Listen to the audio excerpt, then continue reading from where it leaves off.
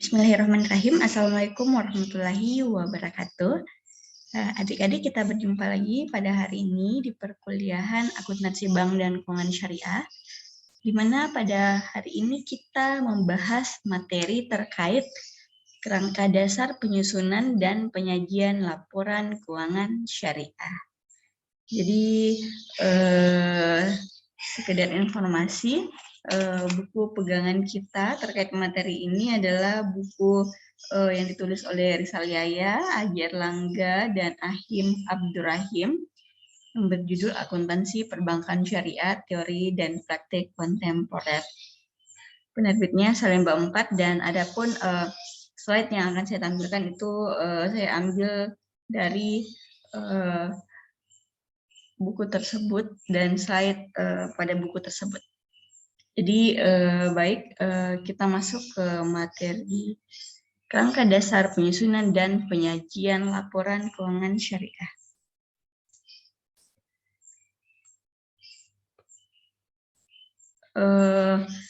Pertama, kita membahas perkembangan kerangka dasar penyusunan dan penyajian laporan keuangan syariah. Jadi seperti yang adik-adik semua ketahui, kalau kerangka dasar itu merupakan rumusan konsep yang mendasari penyusunan dan penyajian laporan keuangan bagi pemakai eksternal. Jadi berbicara mengenai kerangka dasar penyusunan dan penyajian laporan keuangan syariah, jadi di Indonesia itu karena adanya perbedaan karakteristik antara bisnis yang berlandaskan pada syariah dengan bisnis konvensional, menyebabkan Ikatan Akuntan Indonesia atau IAI mengeluarkan kerangka dasar penyusunan dan penyajian laporan keuangan bank syariah atau disingkat KDPP LKBS pada tahun 2002. Kemudian KDPP LKBS selanjutnya disempurnakan pada tahun 2007 menjadi kerangka dasar penyusunan dan penyajian laporan keuangan syariah. Jadi kalau sebelumnya tahun 2002 itu merupakan kerangka dasar yang khusus untuk bank syariah, di tahun 2007 dirubah menjadi kerangka dasar penyusunan dan penyajian laporan keuangan syariah. Jadi walaupun kerangka dasar ini bank syariah bisa gunakan, yang bukan bank dalam bentuk bank juga bisa menggunakan. Jadi apapun lini usaha yang menggunakan konsep syariah juga bisa menggunakan kerangka dasar ini. Menjadi bank syariah bisa menggunakan, lini usaha yang menggunakan prinsip syariah juga bisa menggunakan kerangka dasar ini, dan bank konvensional yang ada unit usaha syariahnya juga bisa menggunakan kerangka dasar ini. Selanjutnya kita masuk ke tujuan dan peranan kerangka dasar penyusunan dan penyajian laporan keuangan syariah. Jadi berdasarkan KDPP LKS paragraf 1 disebutkan bahwa kerangka dasar KDPP LKS bertujuan untuk dijadikan sebagai acuan bagi berbagai pihak, antara lain. Yang pertama, jadi kerangka dasar ini digunakan yang pertama oleh penyusun standar akuntansi keuangan syariah dalam pelaksanaan tugasnya membuat standar. Selanjutnya, penyusun laporan keuangan untuk menanggulangi masalah akuntansi syariah yang belum diatur dalam standar. Yang ketiga, auditor dalam memberikan pendapat mengenai apakah laporan keuangan disusun sesuai prinsip akuntansi syariah. Yang keempat, para pemakai laporan keuangan dalam menafsirkan informasi yang disajikan dalam laporan keuangan yang disusun sesuai dengan standar akuntansi keuangan syariah. Jadi kerangka dasar ini digunakan yang pertama oleh orang-orang yang membuat standar, selanjutnya digunakan oleh orang-orang yang menyusun laporan keuangan, dan digunakan juga oleh auditor. Jadi auditor dalam memeriksa laporan keuangan syariah, dia juga melihat KDPP LKS ini, apakah laporan keuangan tersebut sudah sesuai dengan KDPP LKS. Selanjutnya digunakan oleh para pemakai laporan keuangan. Ini ada bangun prinsip akuntansi syariah. Jadi di sini menurut Wiroso, landasan syariah yang paling dasar adalah Al-Quran. Kemudian landasan berikutnya adalah Al-Hadis. Selanjutnya fatwa syariah. Selanjutnya ada landasan konseptual. Ini tadi KDPP LK syariah atau kerangka dasar yang tadi. Selanjutnya ada landasan operasional atau landasan praktek. Kalau landasan operasional atau landasan praktek ada 3 tingkat. Tingkat pertama itu diatur oleh PSAK dan ISAK syariah. Kemudian ada PSAK dan ISAK umum yang sesuai syariah. Di tingkat kedua ada SAK internasional atau negara lain yang sesuai syariah, ada buletin teknis. Selanjutnya ada peraturan pemerintah untuk industri, ada pedoman atau praktek akuntansi industri. Kemudian di tingkat 3 ada praktik, konvensi, dan kebiasaan pelaporan yang sehat sesuai dengan syariah. Selanjutnya ada buku, teks atau ajar, simpulan riset, artikel, dan pendapat ahli. Jadi inilah semua kerangka prinsip akuntansi yang berlaku umum untuk entitas syariah di Indonesia. Jadi inilah landasan-landasan atau bangun prinsip untuk akuntansi syariah di Indonesia. Jadi yang paling dasar landasannya adalah Al-Quran. Jadi Wiroso mengatakan landasan di atasnya bertumpu pada landasan di bawahnya. Jadi Al-Hadis berlandaskan pada Al-Quran, fatwa berlandaskan dari Al-Hadis. Jadi seperti itu dan seterusnya. Oke, selanjutnya kita membahas aspek yang terkait dengan transaksi syariah dan pemakai laporan keuangan syariah. Aspek yang terkait yang pertama yaitu paradigma transaksi syariah. Transaksi syariah berlandaskan pada paradigma bahwa alam semesta diciptakan oleh Tuhan sebagai amanah atau kepercayaan ilahi dan sarana kebahagiaan hidup bagi seluruh umat untuk mencapai kesejahteraan hakiki secara material dan spiritual. Jadi transaksi syariah menggunakan paradigma tersebut, di mana alam ini diciptakan oleh Tuhan sebagai amanah, jadi harus dijaga oleh umat manusia dan sebagai sarana agar masyarakat bisa merasakan kebahagiaan hidup dan mencapai kesejahteraan yang hakiki. Jadi itu adalah paradigma transaksi syariah. Jadi kita semua ini sebagai umat Islam harus menjaga amanah dengan menjaga alam semesta ini dan menggunakannya untuk kebahagiaan kita dan tetap agar kita mencapai kesejahteraan yang hakiki. Selanjutnya, asas transaksi syariah. Jadi transaksi syariah itu berdasarkan prinsip yang pertama, persaudaraan atau ukhuwah. Yang kedua, keadilan. Nah, yang kita bahas satu persatu ya. Terkait persaudaraan, berarti bahwa transaksi yang diadakan merupakan bentuk interaksi sosial dan harmonisasi kepentingan para pihak untuk kemanfaatan secara umum dengan semangat tolong-menolong. Jadi dalam melakukan transaksi syariah, umat Islam atau siapapun itu harus menggunakan prinsip persaudaraan. Jadi ini merupakan bentuk interaksi antara dua orang, di mana harus menanamkan prinsip persaudaraan. Selanjutnya, prinsip keadilan. Ini mengandung arti menempatkan sesuatu pada tempatnya dan memberikan sesuatu pada yang berhak serta memperlakukan sesuatu sesuai porsinya. Jadi dalam melakukan transaksi itu harus adil, sesuai pada porsinya. Selanjutnya, prinsip kemaslahatan. Ini berarti bahwa transaksi syariah haruslah merupakan segala bentuk kebaikan dan manfaat yang berdimensi duniawi dan ukhrawi, material dan spiritual, serta individu dan kolektif. Jadi harus kemaslahatan kedua belah pihak itu harus terjalin. Selanjutnya, prinsip keseimbangan.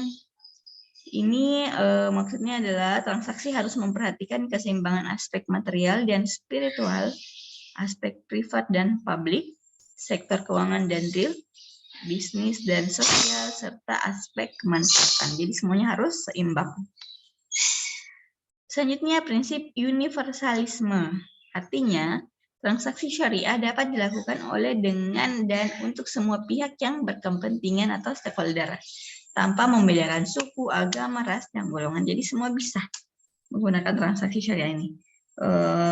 Orang Kristen pun bisa mengambil uang di bank syariah.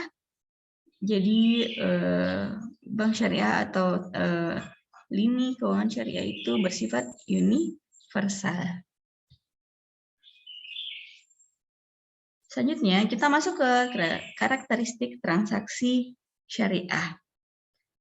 Jadi, transaksi syariah dapat berupa aktivitas bisnis yang bersifat komersial maupun aktivitas sosial yang bersifat non-komersial.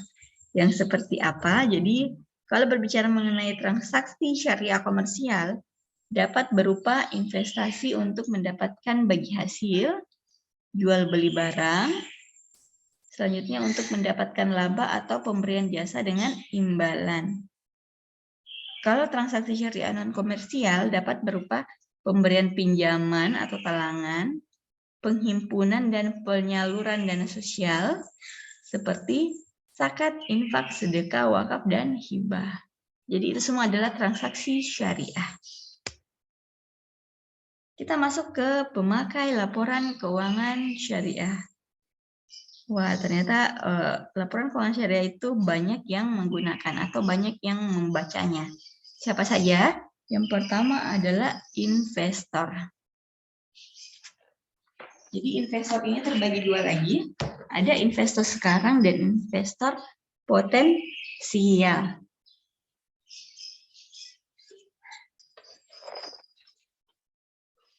Jadi adik-adik, seperti yang adik-adik ketahui, berbicara mengenai investor. Jadi investor adalah pihak yang menanamkan dananya atau modalnya untuk memiliki usaha yang ada atau yang akan dilaksanakan. Jadi kalau suatu perusahaan, biasanya ada investor itu yang memberikan dana, yang menginvestasikan dananya di perusahaan. Nah, investor, jadi biasanya bukti kepemilikan investor itu berupa surat saham. Jadi investor sekarang itu adalah orang atau institusi yang telah memiliki surat saham suatu perusahaan atau telah menanamkan dana. Sedangkan investor potensial adalah orang atau institusi yang hendak membeli surat saham suatu perusahaan. Jadi investor sekarang adalah investor yang sudah menanamkan modal, sedangkan investor potensial ada investor yang akan menanamkan modalnya di suatu perusahaan. Jadi pastinya investor dalam pengambilan keputusan apakah dia akan melakukan investasi atau tidak, dia harus melihat laporan keuangan dulu. Apakah keuangan perusahaan tersebut sehat, apakah usaha bisnisnya berkembang. Kalau iya, barulah dia menanamkan modalnya di satu perusahaan. Jadi itu salah satu pemakai laporan keuangan, yaitu investor. Selanjutnya, pemberi dana card. Jadi berbicara mengenai pemberi dana card, ini merupakan individu atau institusi yang memberikan pinjaman kepada entitas syariah dengan menggunakan skema card, yaitu pinjaman dengan pengembalian sejumlah uang yang sama dengan yang dipinjamkan. Ini pemberi pinjaman ini membutuhkan informasi yang memungkinkan mereka untuk menyimpulkan apakah dana KAR dapat dibayar pada saat jatuh tempo. Jadi pemberi pinjaman. Selanjutnya bisa saja ini pihak bank ya. Selanjutnya pemilik dana syirka temporer. Pemilik dana syirka temporer adalah individu atau institusi yang menginvestasikan dananya pada entitas syariah secara temporer dengan menggunakan skema bagi hasil. Baik, selanjutnya adalah pemilik dana titipan. Pemilik dana titipan itu adalah individu atau institusi yang menitipkan dananya di entitas syariah dengan skema wadiah atau penitipan tanpa adanya kewajiban bagi yang dititipi untuk memberikan tambahan kepada penitip. Pemilik dana titipan membutuhkan informasi keuangan yang memungkinkan. Sama seperti tadi. Selanjutnya adalah pembayar dan penerima zakat, infak, sedekah, dan wakaf. Pembayar dan penerima zakat, infak, sedekah, dan wakaf berkepentingan dengan informasi mengenai sumber dan penyaluran dana tersebut. Jadi orang yang akan membayar zakat contohnya, dia harus melihat laporan keuangan berapa keuntungan perusahaan ini dan berapa zakat yang harus dikeluarkan. Penerima zakat juga begitu. Dia lihat laporan keuangan yang memberikan zakat. Oh, keuntungannya segini. Berarti sudah cocok zakat yang dia bayarkan. Jadi seperti itu ya. Ada transparansi. Selanjutnya yang keenam adalah pengawas syariah. Pengawas syariah adalah orang yang ditugaskan oleh Dewan Syariah Nasional untuk mengawasi kepatuhan suatu entitas syariah terhadap prinsip syariah. Jadi pengawas syariah ini dia lihat laporan keuangan apakah sudah sesuai dengan aturan-aturan Dewan Syariah Nasional. Jadi kalau ada yang tidak sesuai pastinya akan ditegur untuk direvisi. Selanjutnya adalah karyawan.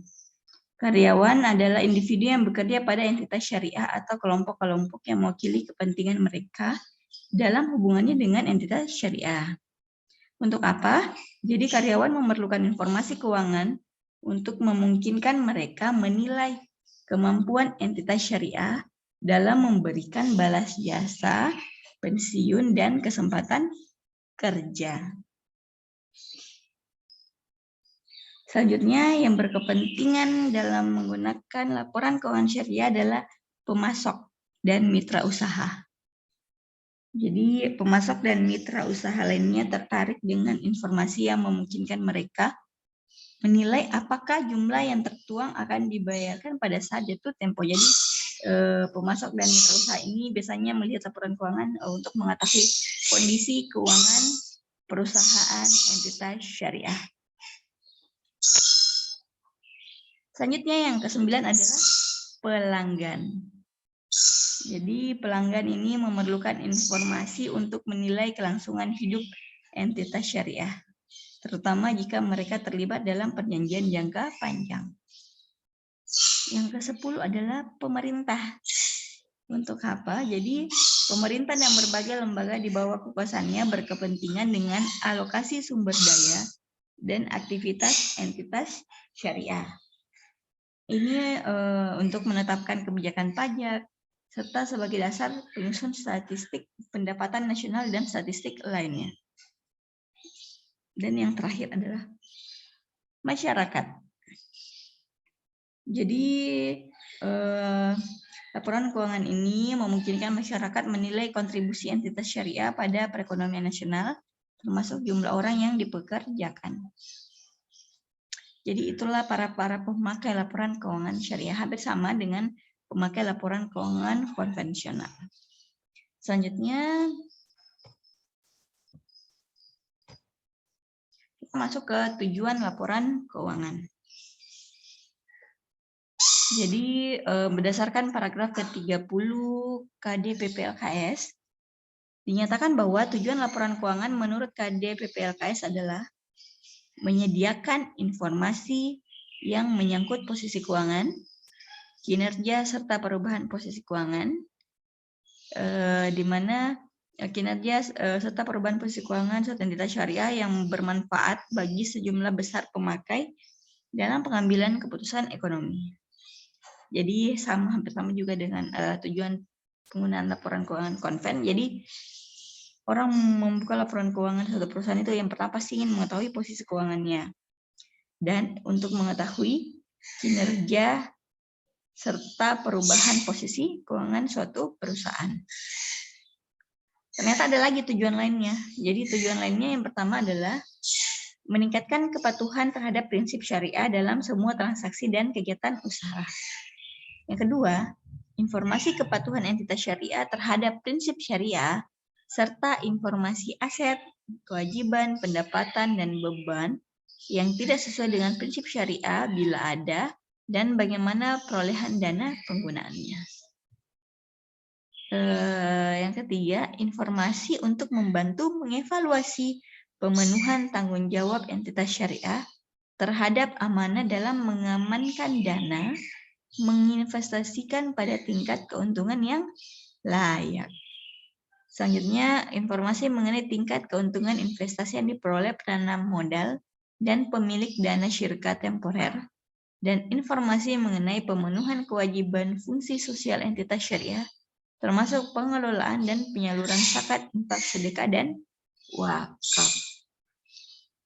Jadi laporan keuangan juga menunjukkan apa yang telah dilakukan manajemen atau pertanggungjawaban manajemen atas sumber daya yang dipercayakan kepadanya. Jadi itu semua informasi yang dapat diperoleh dari adanya laporan keuangan. Selanjutnya kita masuk ke asumsi dasar. Berbicara mengenai asumsi dasar, singkatnya asumsi dasar itu asumsi dasar penyusunan laporan keuangan entitas syariah ada dua. Ada dua, yang pertama dasar akrual dan kelangsungan usaha. Jadi asumsi dasar terkait dasar akrual adalah dengan dasar akrual, pengaruh transaksi dan peristiwa lain diakui pada saat kejadian dan diungkapkan dalam catatan akuntansi dan dilaporkan dalam laporan keuangan. Jadi berbicara mengenai dasar akrual ini,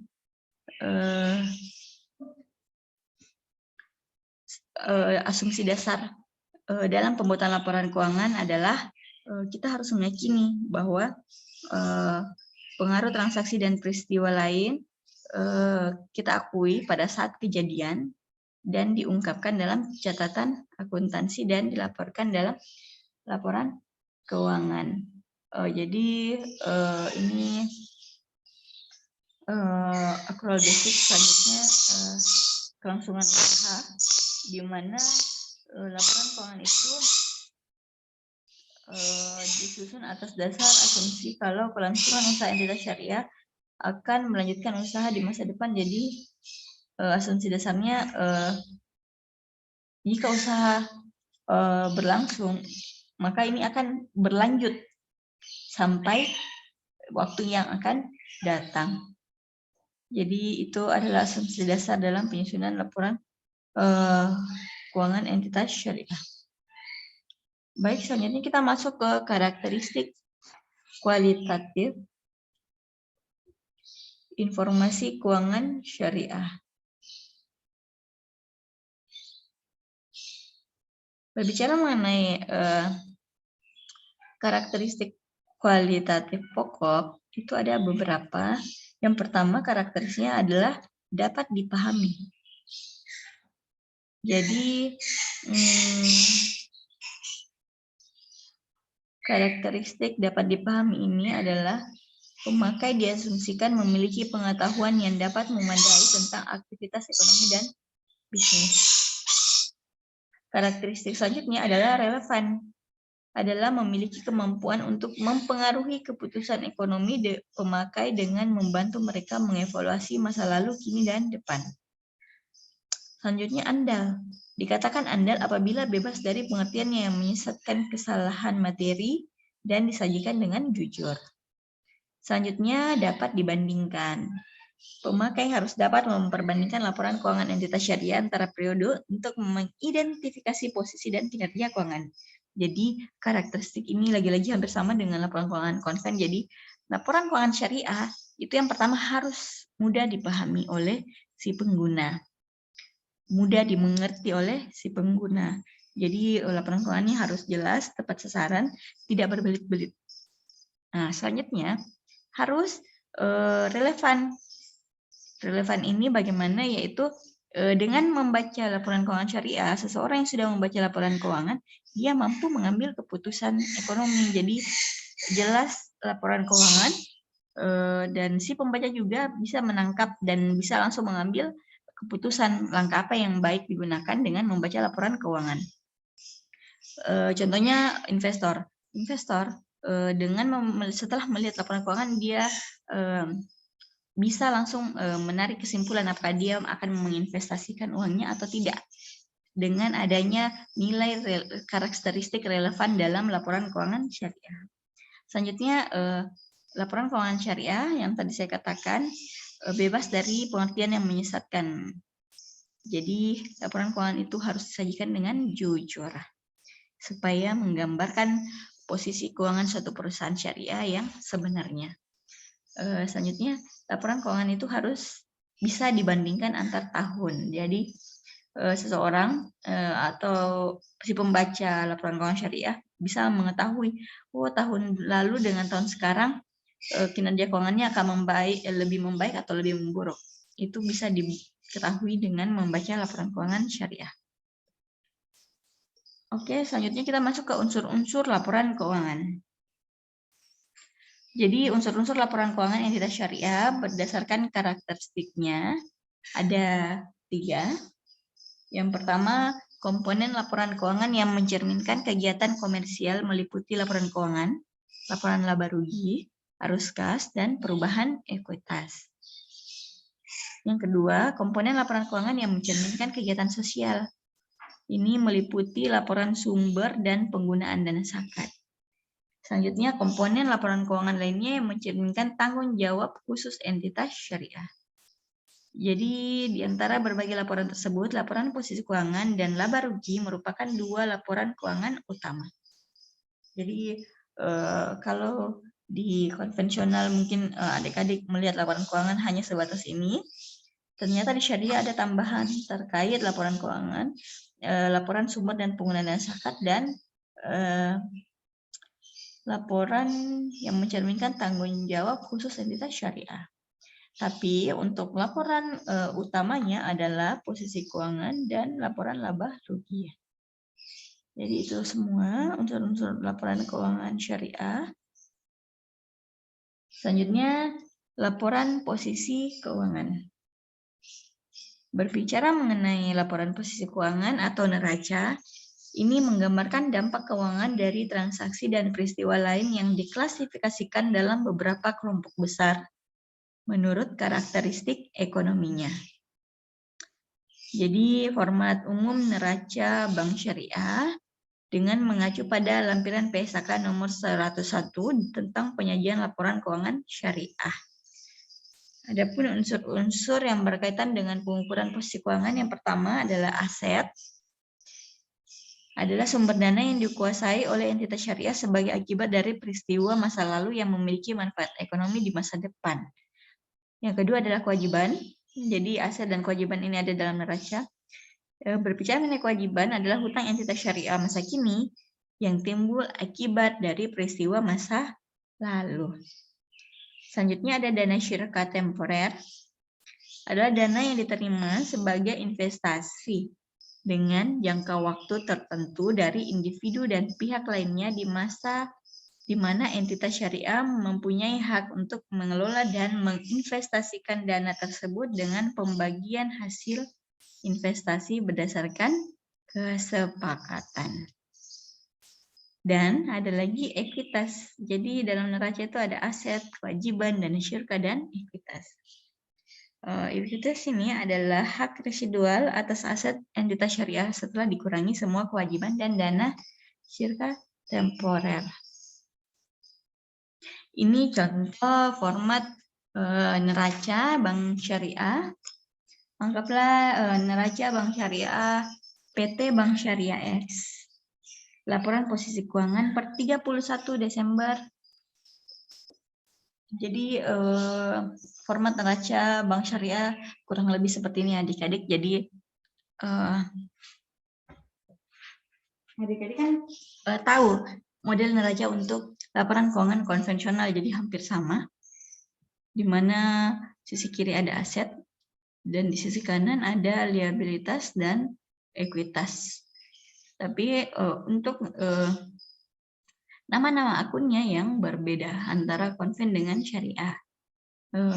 Kalau nama-nama akun di neraca konvensional ada yang pasti tahu, tapi kalau di neraca syariah, laporan keuangan syariah itu nama-nama akunnya sesuai dengan transaksi syariah. Contohnya di aset. Aset itu terdiri dari yang pertama ada kas, penempatan pada Bank Indonesia, ada giro pada bank lain, penempatan pada bank lain, investasi, piutang. Nah ini dia, piutangnya bisa berupa piutang murabaha, piutang salam, piutang istisna, piutang pendapatan ijarah. Sama dengan pembiayaan dan pinjamannya. Jadi ini semua adalah aset. Selanjutnya berbicara mengenai liabilitas atau kewajiban. Di sini ada yang berbeda dengan konven itu adalah ada utang salam, ada simpanan wadiah, simpanan dari bank lain, ada utang istisna. Jadi nama-nama akunnya. Selanjutnya ekuitas, kalau ekuitas sama ya. Jadi inilah contoh model neraca pada laporan keuangan syariah. Selanjutnya kita masuk ke laporan laba rugi.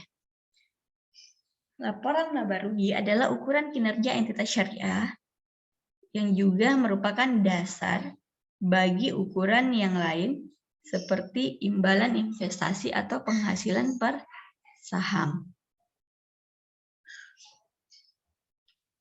Format umum laporan laba rugi mengacu pada penyajian laporan keuangan syariah dan KDP PLKS yang diterbitkan IAI tahun 2007. Adapun unsur-unsur dalam laporan laba rugi, yang pertama ada penghasilan, di mana ini kenaikan manfaat ekonomi selama satu periode, jadi apa-apa yang dihasilkan uang masuknya dalam bentuk pemasukan atau penambahan aset atau penurunan kewajiban. Selanjutnya yang kedua ada beban, yang ketiga hak pihak ketiga atas bagi hasil, dan yang keempat adalah zakat. Baik, adik-adik, ini contoh laporan laba rugi. Adik-adik bisa lihat ya, jadi kurang lebih hampir sama dengan konven, di mana pertama terkait pendapatan semuanya kita jumlahkan, kemudian dikurangi dengan semua beban. Dan ada zakatnya terakhir. Jadi kalau untuk di bank syariah, di lembaga keuangan syariah, laporan keuangannya yang berbeda itu adalah nama-nama akunnya. Kayak ini di pendapatan kan ada pendapatan bagi hasil mudharabah, musyarakah. Pasti pendapatan bagi hasil mudharabah ini tidak ada nama akunnya di konven. Jadi seperti itu, kurang lebih hampir sama untuk modelnya. Yang membedakan cuma nama-nama akunnya. Baik, selanjutnya ada lagi laporan perubahan ekuitas. Jadi laporan perubahan ekuitas atau laporan perubahan modal ini menggambarkan peningkatan atau penurunan aset neto atau kekayaan selama periode bersangkutan. Jadi ini terkait dengan perubahan ekuitas, sama dengan laporan keuangan konven ya. Jadi ada laporan perubahan modal, di syariah pun ada. Selanjutnya laporan arus kas. Laporan arus kas disusun berdasarkan ketentuan yang ditetapkan dalam PSAK terkait. Adapun modelnya hampir sama ya dengan laporan arus kas konvensional, yang membedakan cuma akun-akun di dalamnya. Selanjutnya adalah laporan rekonsiliasi pendapatan dan bagi hasil. Kalau laporan rekonsiliasi pendapatan dan bagi hasil, ini adalah laporan yang menyajikan rekonsiliasi antara pendapatan bank yang menggunakan dasar akrual dengan pendapatan yang dibagi hasilkan kepada pemilik dana. Jadi laporan rekonsiliasi itu unsur-unsur di dalamnya itu ada pendapatan usaha utama, kemudian ada pengurangannya, apa-apa pengurangannya, dan ada penambahannya. Jadi adik-adik mungkin biasa melihat laporan rekonsiliasi ya. Selanjutnya adalah laporan sumber dan penggunaan dana zakat. Laporan ini merupakan salah satu komponen utama laporan keuangan yang disajikan oleh entitas syariah. Jadi unsur dasar laporan sumber dan penggunaan dana zakat meliputi yang pertama sumber dana, selanjutnya penggunaan dana selama suatu jangka waktu, selanjutnya saldo dana zakat yang menunjukkan dana zakat yang belum disalurkan pada tanggal tertentu. Jadi terkait laporan sumber dan penggunaan dana zakat ini termasuk pentingnya di dalam lini usaha syariah. Selanjutnya adalah laporan sumber dan penggunaan dana kebajikan. Jadi ini terkait dengan laporan yang berhubungan dengan infak, sedekah, pengelolaan wakaf, denda, pendapatan non halal, dan lain-lain. Baik, adik-adik, selanjutnya kita masuk ke pengakuan dan pengukuran unsur-unsur laporan keuangan.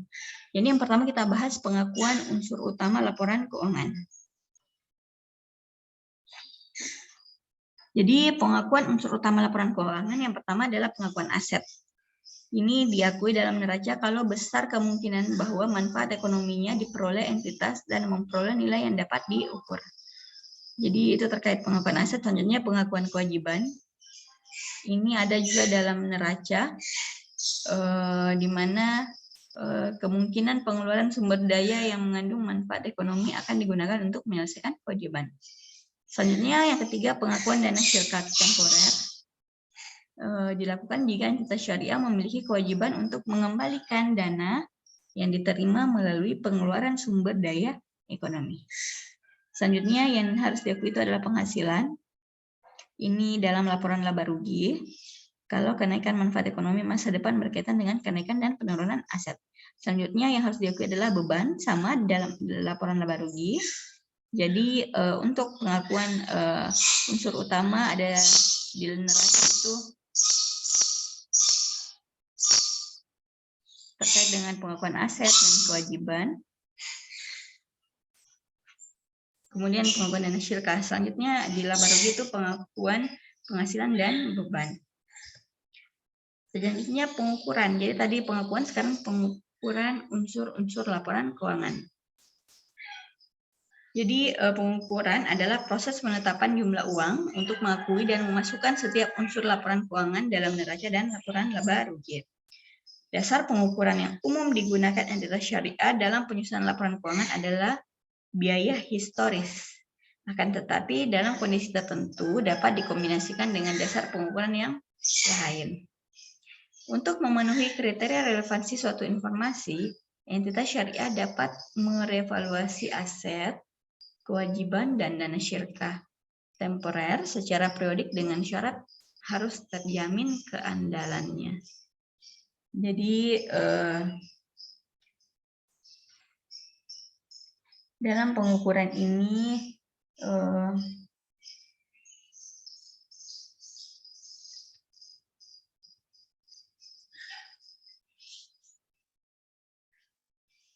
jadi adik-adik seperti yang kita ketahui kalau pengukuran itu kan biasanya dilihat dari biaya historis, biaya kini, dan nilai realisasi.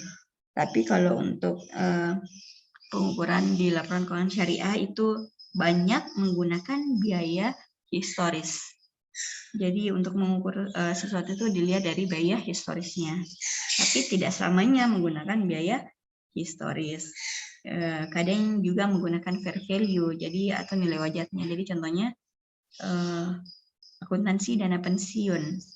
menilai aset itu menggunakan fair value atau nilai wajar. Jadi tidak selamanya digunakan biaya historis, tapi paling sering digunakan biaya historis.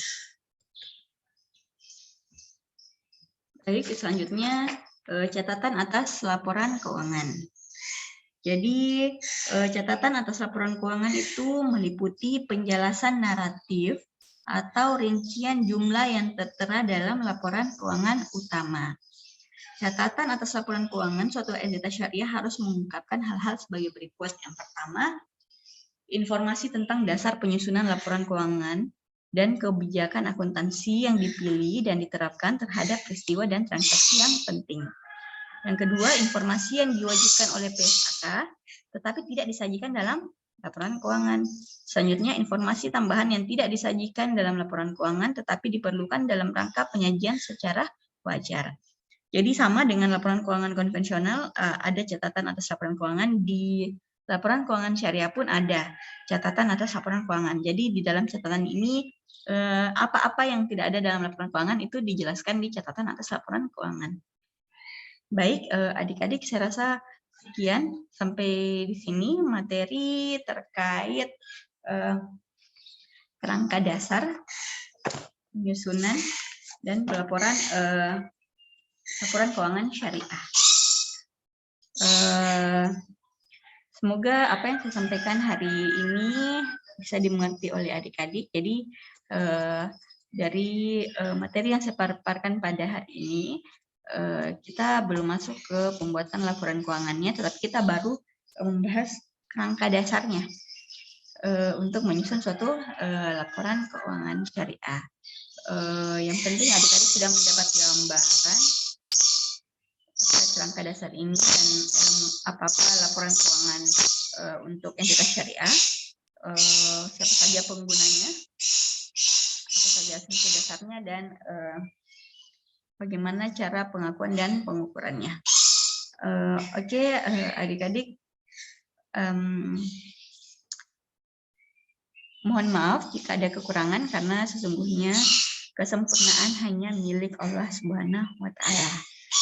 Saya akhiri materi hari ini dengan ucapan wabillahi taufiq wal hidayah. Assalamualaikum warahmatullahi wabarakatuh.